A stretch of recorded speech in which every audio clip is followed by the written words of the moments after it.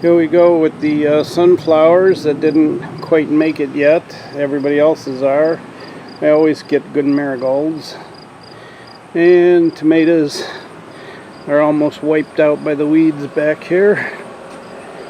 And we go into the yard, and there's the pear tree loaded. A few tomatoes made it through the weeds. And the tree in back is also loaded. We're going to have lots of pears. There we go. Asian pears, they're looking giant. And here's these guys. The butterscotch ones. As you can see, they're looking pretty good.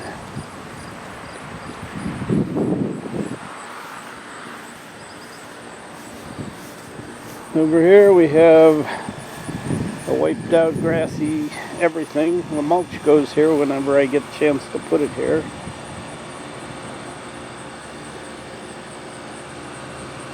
My wave petunias that aren't even waving.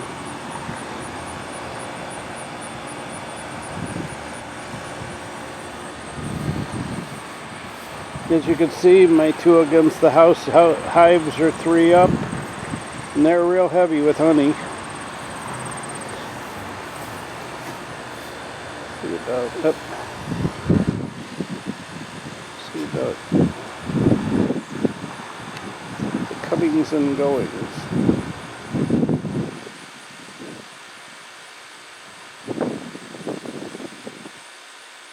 My BeeCam looks like it's going to be a big success, except I might need a microphone.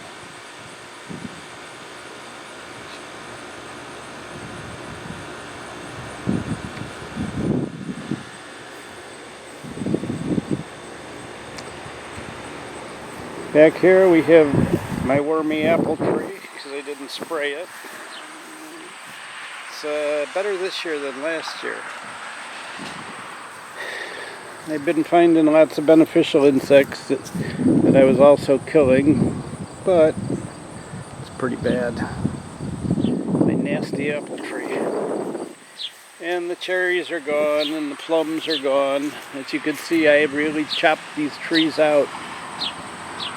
Opened them up, cut down some of the plums. And this is my green apple tree.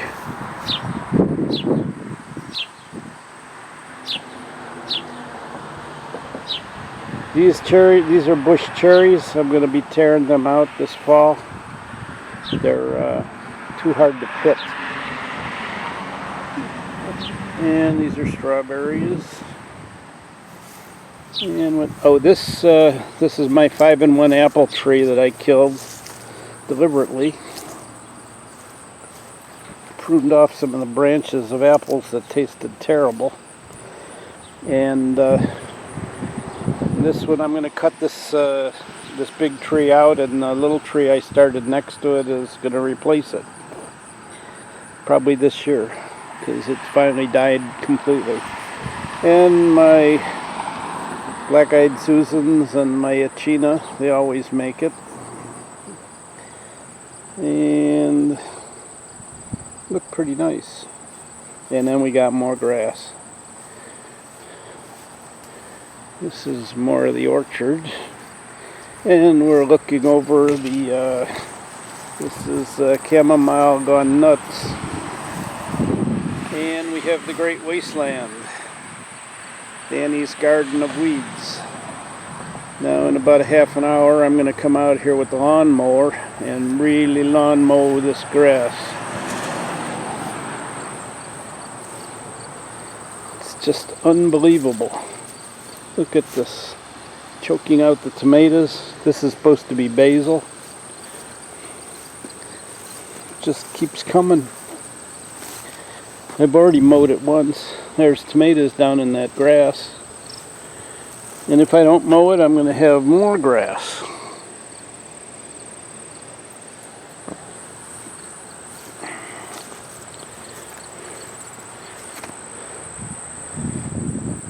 My compost pile.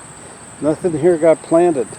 This is beans. We're supposed to be beans, and the grass choked them out.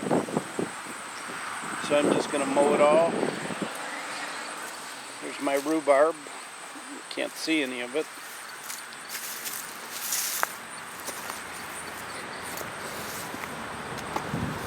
Some tomatoes.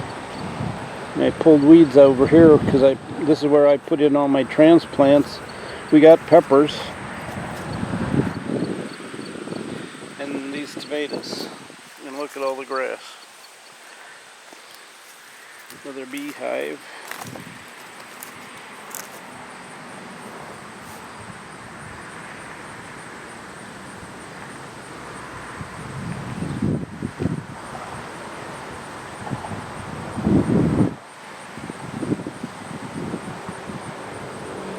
They're busy pulling in some kind of white pollen I can see on all their feet.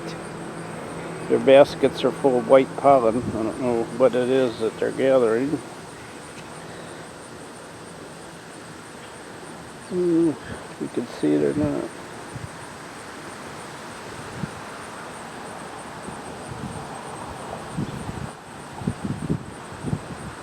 This year I'm late with harvest because I wanted to leave the hives going because they were so strong and they seemed like they were finding pollen, which you can see they are. So I didn't harvest any of this stuff yet. So these are all filling up with honey. Where am I? There. Can't see my LED. Hard once it's so magnified. There we go. Too much, I'd say. They have a tripod with this thing.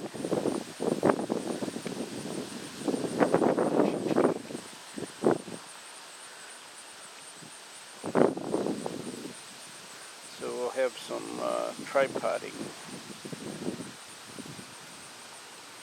When I start taking these apart for honey, I'll show you the frames. This one is an empty. That one's empty. This is the first one. And then I got 3 more here and one on the end. And they're all doing pretty well. This is wildflowers and weeds. And this is one of the better hives. As you can see, we're loaded up with bees. I could hardly move these frames of honey, the boxes of honey up here, they're so heavy. And other ones, I figure if I harvested the honey, they'd try to swarm. So I'm taking it easy this time.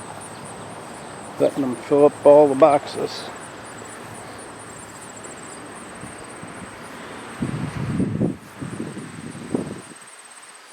As you can see, we're loaded up with bees. These are baby bees.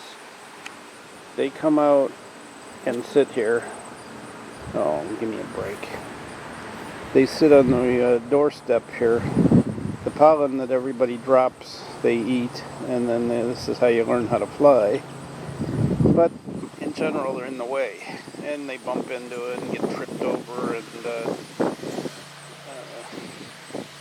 those teenagers learning how to be a bee on the outside world.